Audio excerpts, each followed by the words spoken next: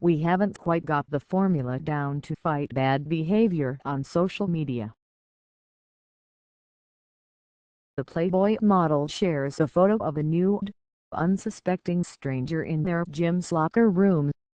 Twitter users unleash an onslaught of racist posts at a black actress. The hit rapper surreptitiously records a cell phone conversation and shares it via Snapchat.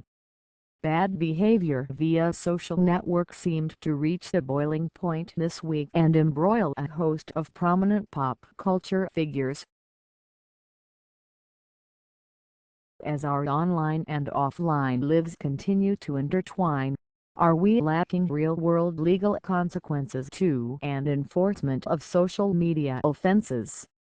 Why not shame and embarrass others, especially the vulnerable, if there are no negative consequences?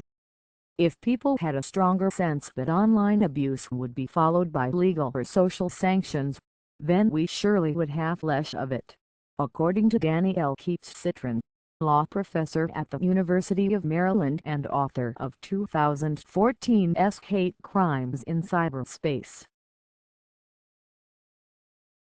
Taking a photo of a woman changing in a bathroom betrays deeply held expectations of privacy.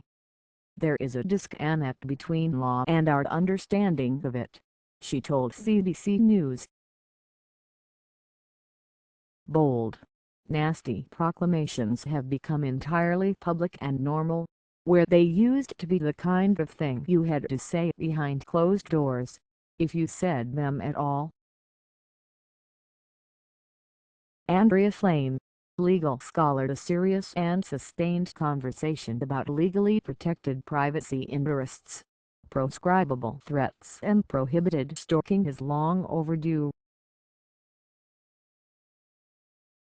Today's attention economy is in fact encouraging a wave of harassment and bad behavior online, said Andrea Flame, an associate professor in the legal studies program at the University of Ontario Institute of Technology. The adage that any press is good press has been democratized by social media, so that anyone can try to instigate their own drama, controversy or limelight instantly, said Flame. She believes these high-profile incidents are part of a disturbing trend in online expression. Bold, nasty proclamations have become entirely public and normal, where they used to be the kind of thing you had to say behind closed doors, if you said them at all. No recourse. But could Taylor Swift actually sue Kanye West for recording and his wife, Kim Kardashian, for posting their phone conversation? Might police charge Playmate Danny Mathers for sharing her body-shaming image of a naked fellow gym-goer? Are the users behind venomous tweets directed at comedic actress Leslie Jones uttering hate speech? In theory, people who make disparaging comments publicly on Twitter could be liable for defamation or uttering hate speech, according to Ariel Katz, associate professor at the University of Toronto's Faculty of Law. Practically speaking, however, seeking legal redress in this manner is very rare and costly to do, he said. Some earlier Canadian laws dealing with online harassment are no longer in effect.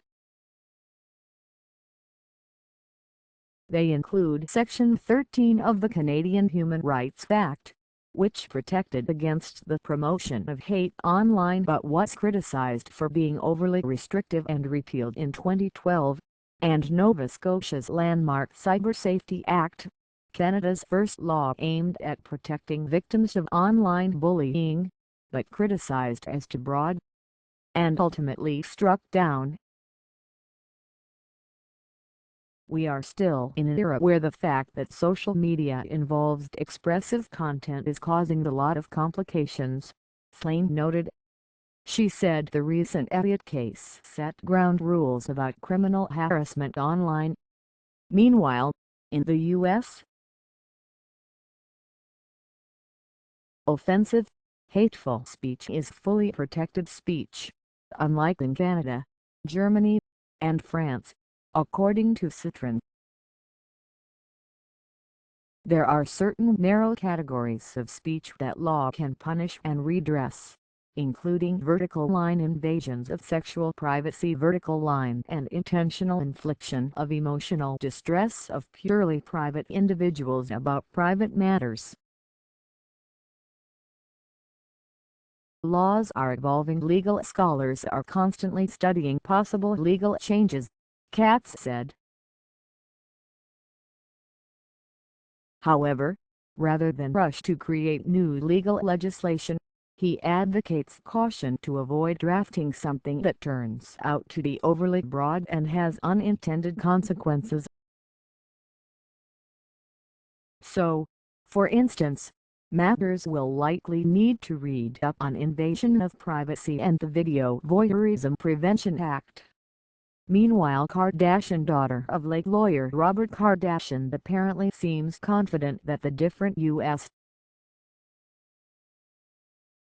state laws on wiretapping cover her and West's recent Snapchat expose copyright. As for Ghostbusters star Jones, while the barrage of venomous tweets she received might fall under protected speech in the U.S., the public appeal she and supporters made to Twitter itself eventually fell on receptive ears.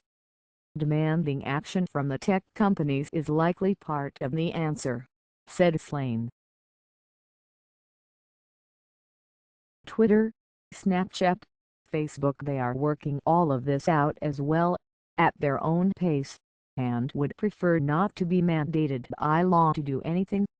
What law could provide, though, is minimum requirements, she said. We keep trying to address bad social media behavior that causes real harms to people, but haven't quite got the formula down yet. The more we live our lives online, the more online and offline lives are integrated, and the more consequential online life becomes, the more we need to rethink what we can and cannot regulate in social media spheres. Indeed, Citron said, law is evolving to address the new reality of this uglier side of social media. Privacy invasions involving social media are often dismissed as no big deal because police do not understand the critical role such tools play in our economic, social and political lives. Much learning is needed to close these gaps of understanding,